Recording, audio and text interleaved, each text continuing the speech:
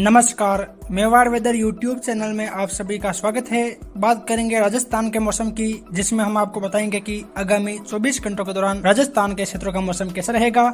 आज दिनांक 18 मई 2025 है।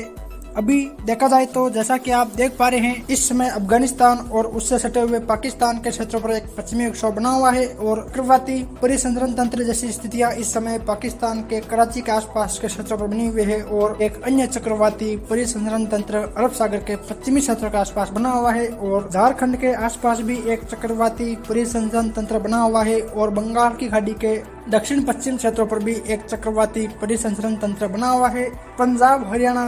उत्तर प्रदेश, मध्य प्रदेश से लेकर पश्चिम बंगाल तक ट्रपनुमा गतिविधियां बनी हुई है और महाराष्ट्र, दक्षिण गुजरात और कर्नाटक के तटीय क्षेत्र के आसपास भी ट्रपनुमा गतिविधियां बनी हुई है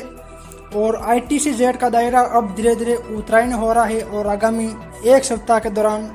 ITCZ और अधिक उत्तरायण होकर महाराष्ट्र के आसपास पहुंच जाएगी और पश्चिमी जेट इस समय उत्तरायण है, लेकिन आने वाले दिनों में पश्चिमी जेट का दायरा भी एक बार फिर दक्षिणायन होगा, जिसके कारण जो पश्चिमी विक्षोभ आएंगे वो काफी ज्यादा दक्षिणायन होंगे, जिसके कारण आगामी दिनों उत्तर पश्चिम भारत में काफी स्थानों पर मध्यम से भारी मूसलाधार बारिश और ओलावृष्टि, तूफानी हवाओं का दौर देखा जाएगा। और जो चक्रवाती परिसंचरण तंत्र इस समय बंगाल की खाड़ी में बना हुआ है, ये आगामी 24 घंटों के दौरान पश्चिम की ओर आगे बढ़ते हुए दक्षिणी भारत के राज्यों को प्रभावित करेगा। उसके बाद ये 23-24 मई को अरब सागर में प्रवेश करेगा और जैसे ही ये अरब सागर में प्रवेश करेगा, उसी दौरान अरब सागर की समुद्री सतह का तापमान 29-30 डिग्री सेल्सियस के आसपास होगा, जिसके कारण हवाएं तेजी से गर्म होकर ऊपर की ओर उठेगी और भारी मात्रा में बादलों का निर्माण करेगी। इस दौरान इस एरिया में लो प्रेशर जोन विकसित होगा, जिसके कारण चारों ओर हवाएं बवंडर के रूप में घूमती हुई दिखाई देगी, यानी कि लो प्रेशर, उसके बाद वेलमार्क लो प्रेशर और डिप्रेशन बनेगा और जैसे ही ये उत्तर की ओर बढ़ोतरी शुरू करेगा, इस दौरान ये और अधिक ताकतवर होते हुए डीप डिप्रेशन या साइक्लोनिक स्टॉर्म की कैटेगरी में पहुंचेगा। उसके बाद ये गुजरात के तटों से टकराएगा, जिसके कारण 27-28 मई के आसपास गुजरात में भारी बारिश या बारिश से अत्यंत भारी बारिश की गतिविधियां देखी जाएगी। वही मध्य प्रदेश और राजस्थान, महाराष्ट्र के भी काफी भागों में इस चक्रवाती तूफान के प्रभाव से बारिश की गतिविधियां देखी जाएगी। इस दौरान गुजरात और आसपास के क्षेत्रों में काफी स्थानों पर 50 से लेकर 70 किलोमीटर प्रति घंटा की रफ्तार से तूफानी हवाएं चलेगी। बंगाल की खाड़ी में भी इस दौरान एक चक्रवाती तूफान बनेगा, जो कि उड़ीसा के तटों से टकराने के बाद पश्चिम की ओर आगे बढ़ते हुए छत्तीसगढ़, मध्य प्रदेश और दक्षिणी पूर्वी राजस्थान की ओर आगे आएगा। ECMWF मॉडल के अनुसार देखा जाए तो अरब सागर में 23-24 मई के आसपास अरब सागर में एक सर्कुलेशन बनेगा। उसके बाद ये ताकतवर होते हुए लो प्रेशर या वेलमार्क लो प्रेशर और उसके बाद ये उत्तर की ओर बढ़ोतरी करेगा और जैसे ही ये उत्तर की ओर बढ़ोतरी करेगा तो ये और अधिक ताकतवर होते हुए डिप्रेशन या डीप डिप्रेशन और हो सकते हैं कि साइक्लोनिक स्टॉर्म के रूप में ये तब्दील होगा। उसके बाद ये गुजरात के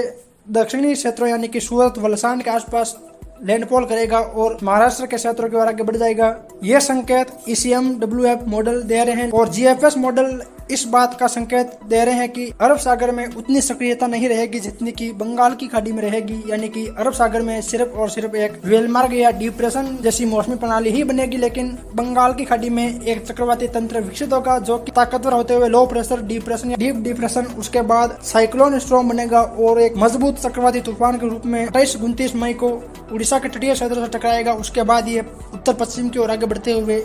छत्तीसगढ़, मध्य प्रदेश और दक्षिण पूर्वी राजस्थान की ओर 2 जून के आसपास आएगा, जिसके कारण संपूर्ण मध्य भारत और उत्तर पश्चिम भारत में मध्यम से भारी मूसलाधार बारिश की गतिविधियां देखी जाएगी। यानी कि दोनों मॉडल एक दूसरे के विपरीत पूर्वानुमान बता रहे हैं। जैसे जैसे समय बीतेगा इसकी जानकारी और अधिक स्पष्ट हो जाएगी। वही मानसून की बात करें तो पिछले 24 घंटों के दौरान मानसून ने बंगाल की खाड़ी के क्षेत्रों में आगे बढ़वार के साथ ही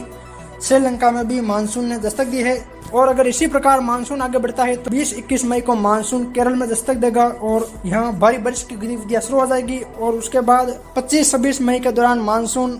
दक्षिण भारत के राज्यों में आगे बढ़ेगा और 3-4 जून के आसपास मानसून दक्षिण भारत के राज्यों में आगे बढ़ते हुए पूर्वोत्तर भारत के राज्यों में भी दस्तक देगा। उसके बाद 8-9 जून के आसपास मानसून पूर्वोत्तर भारत के साथ साथ दक्षिण भारत के राज्यों में और अधिक बढ़वार करेगा। 13-14 जून को मानसून और आगे बढ़ते हुए महाराष्ट्र के संपूर्ण क्षेत्रों और गुजरात में भी दस्तक देगा। वही झारखंड और बिहार के क्षेत्रों में भी मानसून की दस्तक देखी जाएगी और उसी प्रकार अगर मानसून आगे बढ़ता है तो अनुमान है कि 18-19 जून के दौरान मानसून गुजरात के अधिकांश क्षेत्रों को कवर करते हुए दक्षिणी पूर्वी राजस्थान, मध्य प्रदेश के अधिकांश क्षेत्रों और उत्तर प्रदेश और जम्मू कश्मीर, हिमाचल प्रदेश में भी मानसून की दस्तक देखी जाएगी। साथ ही 22-23 जून के दौरान मानसून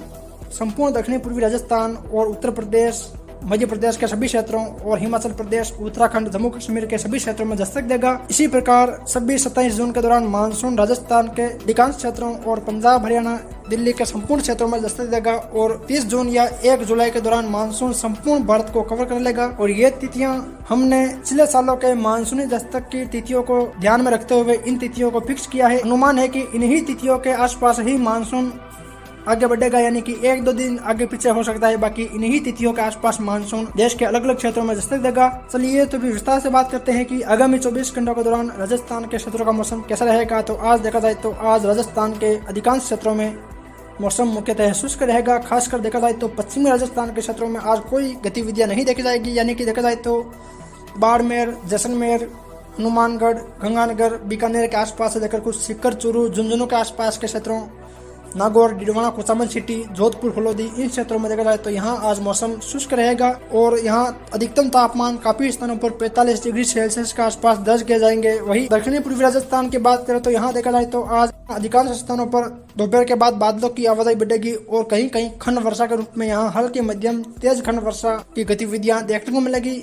और दोपहर के बाद से लेकर शाम या रात्रि के समय भी अलग अलग क्षेत्रों में इस प्रकार की गतिविधियां देखने को मिलेगी। खासकर देखा जाए तो उदयपुर, राजसमंद के अरावली रेंज के क्षेत्रों, कुछ भीलवाड़ा, चित्तौड़ के आसपास के मेलुजले क्षेत्रों और डूंगरपुर, बांसवाड़ा, कुछ रावतबाटा, मंदसौर, नीमच, रतलाम के आसपास के क्षेत्र, कोटा, बूंदी, बाना, झालावाड़ के आसपास के क्षेत्र, यहाँ देखा जाए तो यहाँ कहीं कहीं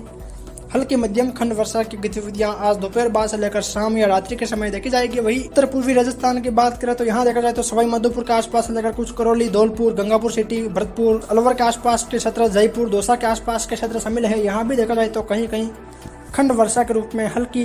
बारिश की गतिविधियां देखने को मिलेगी। अधिकांशतः यहाँ बादलों की आवाजाही वाला मौसम रहेगा और यहाँ आज से ही बारिश की गतिविधियां शुरू हो जाएगी। कल के बाद यहाँ बारिश की गतिविधियां लंबे चौड़े दायरों में शुरू हो जाएगी। आगामी 26-27 मई तक इसी प्रकार राजस्थान के अधिकांश क्षेत्रों में मध्यम तेज बारिश की गतिविधियां और ओलावृष्टि, तूफानी हवाओं की गतिविधियां देखी जाएगी। अगर उसके बाद चक्रवाती तूफान राजस्थान के क्षेत्रों की ओर आगे आते हैं तो आगामी 29-30 मई से लेकर 2 जून के मध्य भी राजस्थान के काफी भागों में भारी मूसलाधार बारिश की गतिविधियां या बारिश से अत्यंत भारी बारिश की गतिविधियां देखी जाएगी। और यह गतिविधियां तभी होगी जब तूफान राजस्थान के क्षेत्रों की ओर आगे आएंगे। अगर कोई भी चक्रवाती तूफान राजस्थान के आसपास नहीं आता है तो इस प्रकार की गतिविधियां 29-30 मई से लेकर 2 जून के मध्य नहीं देखी जाएगी। फिर मिलेंगे एक और नई मौसम जानकारी के साथ। जय हिंद, जय भारत।